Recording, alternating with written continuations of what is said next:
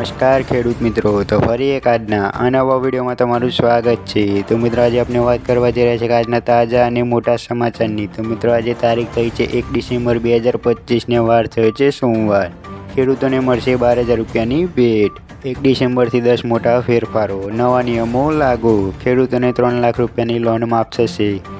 તો મિત્રો આપણે વિડીયોની અંદર વાત કરીશું કે કયા નવા નિયમો લાગુ થયા છે અને 10 કયા મોટા ફેરફારો છે તે આપણે વિડીયોની અંદર વાત કરીશું। તો વિડીયોને શરૂ કરતાં પહેલાં તમે ચેનલ પર નવા હોય તો ચેનલને સબસ્ક્રાઈબ કરી દેજો અને વિડીયો પસંદ આવે તો વિડીયોને લાઈક કરી દેજો।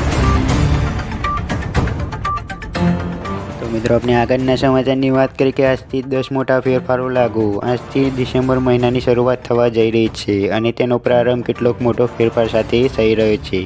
આ ફેરફારોની અસર સીધી ઘરના રસોડાથી લઈને પેન્શન ધારકોને સુધી મળી શકે છે। એક તરફ oil marketing company LPG cylinder કિંમતોમાં સુધારો કરીને નવા દર જાહેર કરશે, તો બીજી તરફ એર ટર્બાઇન ફ્યુલના ભાવ પણ બદલાઈ શકે છે।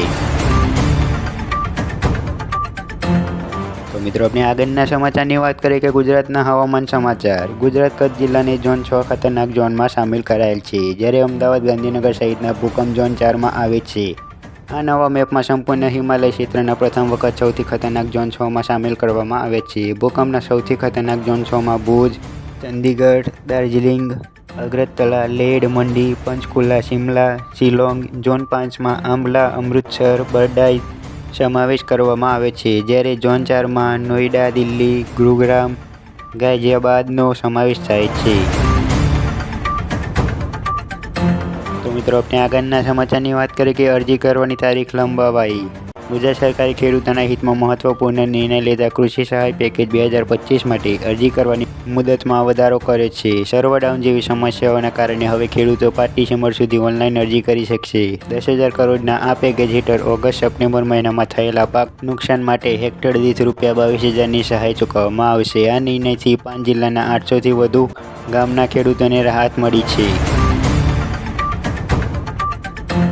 તો મિત્રો આપણે આગળના સમાચારની વાત કરીએ કે દરેક વ્યક્તિને મળશે 10,000 રૂપિયાની ભેટ। શું તમે જાણો છો કે તમારા બેંક ખાતામાં બેલેન્સ 0 હોય તો પણ તમે પૈસા ઉપાડી શકો છો? હા, આ શક્ય છે। પ્રધાનમંત્રી જનધન યોજના હેઠળ ખોલાવવામાં આવેલા ખાતાધારકો 10,000 સુધીનો ઓવરડ્રાફ્ટ સુવિધાનો લાભ મેળવી શકે છે। આ સુવિધા ખાસ કરીને આકસ્મિક અથવા કટોકટી ખર્ચ માટે અત્યંત ઉપયોગી છે। ઓવરડ્રાફ્ટ એટલે શું? ઓવરડ્રાફ્ટ એટલે જો તમારા ખાતામાં પૈસા ના હોય અથવા 0 બેલેન્સ હોય તો પણ તમે બેંકમાંથી એક નિશ્ચિત રકમ ઉપાડી શકો છો।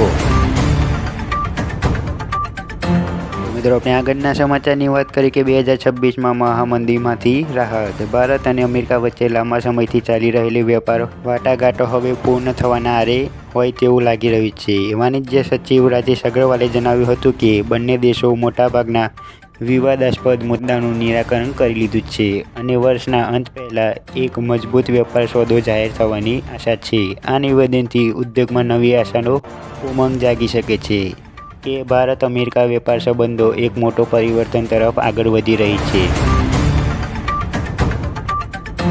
તો મિત્રો આપણે આગળના સમાચારની વાત કરીએ કે બ્રેકિંગ ન્યૂઝ। ગુજરાતમાં વરસાદ આવ્યો। અંબાલાલ અને હવામાનની આગાહી વચ્ચે આજે ફરી વરસાદ ગુજરાતનો મહેમાન બન્યો છે। શિયાળાની ઠંડીના માહોલમાં વચ્ચે માવઠું થયું છે, જેમાં બનાસકાંઠા જિલ્લાની પ્રજાને વરસાદ ભીજવે છે। પાલનપુર, ઇકબાલગઢ, વડગામ અને અમીરગઢ, દાંતીવાડા જેવા વિસ્તારોમાં માવઠું થયું છે। વરસાદને કારણે જગતના તાતણની ચિંતા વધારો થયો છે।